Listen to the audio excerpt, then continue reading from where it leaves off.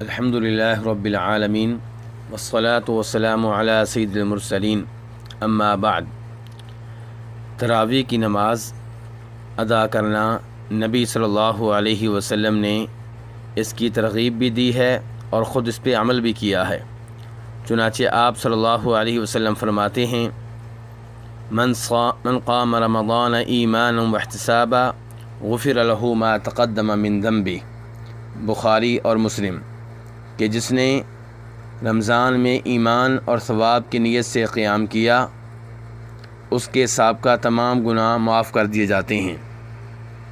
تو اس سے پتہ چلا کہ تراویح کی نماز ادا کرنا بہت عظیم عمل ہے اور یہ کہ نبی علیہ الصلاۃ والسلام نے اس کی ترغیب دی ہے۔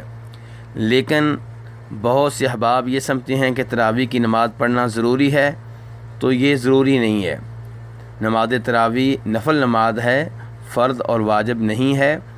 نبی صلی اللہ علیہ وسلم نے اپنے زمانے میں ایک رمضان میں یہ نماز 3 رات پڑھائی، اور چوتھی رات جب صحابہ کرام جمع ہوئے تو آپ نماز کے لیے گھر سے باہر نہیں آئے، اور صبح آپ نے فرمایا کہ مجھے معلوم تھا کہ تم لوگ نماز پڑھنے کے لیے آئے ہو، لیکن میں اس ڈر سے باہر نہیں آیا کہ کہیں یہ نماز تم پہ فرض نہ کر دی جائے۔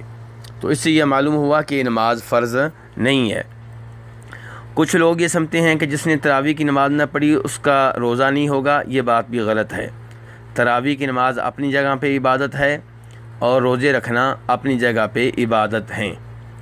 ایک آدمی تراویح کی نماز نہیں پڑھ پایا تو اس کا مطلب یہ نہیں ہے کہ فرض روزہ نہ رکھے، بلکہ روزہ رکھنا واجب ہے، ضروری ہے، لازمی ہے۔ اور دوسرا آدمی اگر کسی وجہ سے روزے نہیں رکھ پا رہا، مریض ہے یا مسافر ہے یا کوئی اور مسئلہ ہے، لیکن تراویح کی نماز ادا کرنا چاہتا ہے، تو اسے اس عمل میں حصہ لینا چاہیے اور اپنے آپ کو تراویح کی نماز کے ثواب سے محروم نہیں رکھنا چاہیے۔ تو کہنے کا مطلب یہ ہے کہ تراویح کی نماز اپنی جگہ پہ عبادت ہے اور روزے رکھنا اپنی جگہ پہ عبادت ہیں۔ ان دونوں میں سے کسی ایک کو ادا نہ کرنے سے یہ لازم نہیں آتا کہ دوسرا عمل بھی نہ کیا جائے۔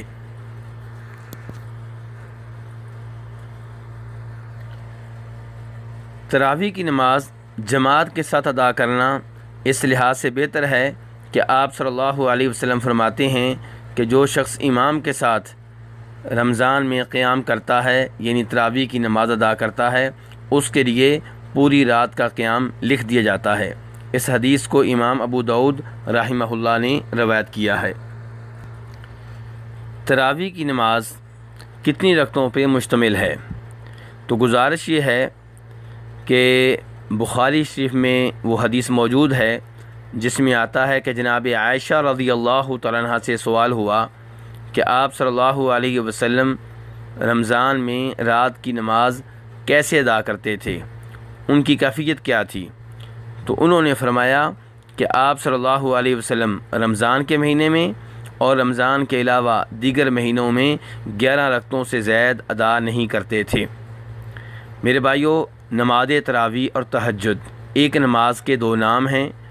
تراویح کا نام نیا نام ہے۔ آپ صلی اللہ علیہ وسلم کے زمانے میں نماز تراویح کا نام یہ نہیں تھا، بلکہ اسے تہجد کی نماز کہتے تھے، رمضان کا قیام کہتے تھے، رات کے نوافل کہتے تھے، رات کا قیام کہتے تھے۔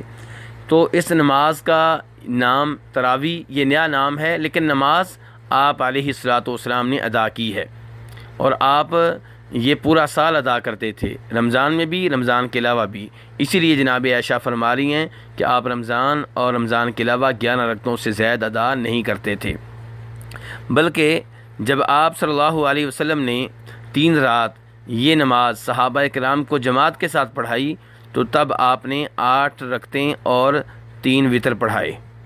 چنانچہ جابر بن عبداللہ کہتے ہیں رضی اللہ تعالی عنہ کہ نبی صلی اللہ علیہ وسلم نے ہمیں رمضان میں 8 رکعات قیام رمضان پڑھایا، پھر وتر پڑھائے۔ وتر کتنے پڑھائے اس حدیث میں یہ مذکور نہیں ہے، لیکن سب جانتے ہیں کہ 3 رکعتیں افضل ہے، تو اس لیے امید ہے کہ آپ نے 11 رکعتیں پڑھائیں۔ اور اگر ایک وطر پڑھایا ہو تو پھر بھی 9 رکعتیں بنتی ہیں، 20 نہیں۔ تو آپ صلی اللہ علیہ وسلم کی سنت یہ ہے کہ نماز تراویح 11 رکعت ہوں، جیسا کہ جناب عائشہ رضی اللہ تعالیٰ عنہ کی حدیث سے ثابت ہے، جس کا ذکر پہلے ہو چکا ہے۔ بہت سے احباب یہ سمجھتے ہیں کہ آپ صلی اللہ علیہ وسلم نے 20 رکعتیں پڑھائی ہیں، تو ایسا کسی صحیح حدیث سے ثابت نہیں ہے۔ اور بہت سے احباب کہتے ہیں کہ جناب عمر فاروق رضی اللہ تعالیٰ عنہ نے اپنے زمانے میں مدینہ کے قاریوں کو حکم دیا تھا کہ وہ مسجد نبوی میں لوگوں کو 23 رکعتیں پڑھائیں، یعنی کہ 20 رکعت تراویح اور 3 رکعتیں وطر۔ تو یہ بات بھی درست نہیں ہے۔ صحیح بات یہ ہے کہ جناب عمر فاروق رضی اللہ تعالیٰ عنہ نے جب مدینہ کے قاریوں کو جناب ابی بن کعب اور تمیم الداری رضی اللہ تعالیٰ عنہما کو حکم دیا تھا کہ لوگوں کو وہ نماز تراویح پڑھائیں، تو 11 رکعتیں پڑھانے کا حکم دیا تھا، جیسا کہ امام مالک رحمہ اللہ اپنے موطا میں روایت کرتے ہیں۔ اور یہ وہ روایت ہے جس کے راوی صائب ابن یزید ہیں، جبکہ امام مالک رحمہ اللہ اپنی موطا میں ایک اور روایت بھی لے کر آئے ہیں جس میں 23 رکعات کا تذکرہ ہے۔ اسے روایت کرنے والے یزید بن رومان ہیں، اور وہ کہتے ہیں کہ جناب عمر فاروق رضی اللہ عنہ کے زمانے میں 23 رکعتیں پڑھائی جاتی تھیں، لیکن یہ روایت ضعیف ہے۔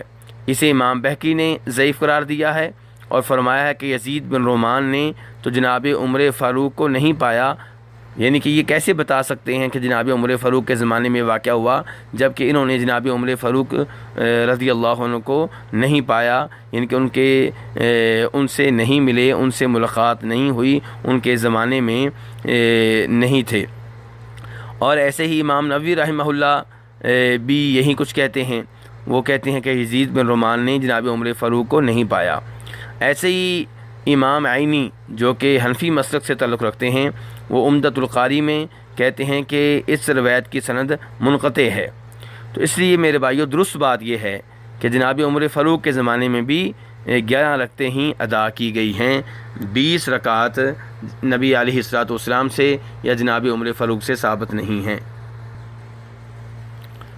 علامہ انور شاہ کاشمیری مشہور و معروف حنفی عالم دین ہیں، وہ اپنی 3 کتابوں میں 8 رکعات تراویح کو سنت قرار دیتے ہیں، بلکہ 20 رکعات والی روایت کا رد کرتے ہیں اور فرماتے ہیں یہ بات تسلیم کیے بغیر کوئی چارہ نہیں کہ نبی اکرم صلی اللہ علیہ وسلم نے 8 رکعات تراویح پڑھی ہے۔ فیض الباری میں یہ ملاحظہ کیا جا سکتا ہے۔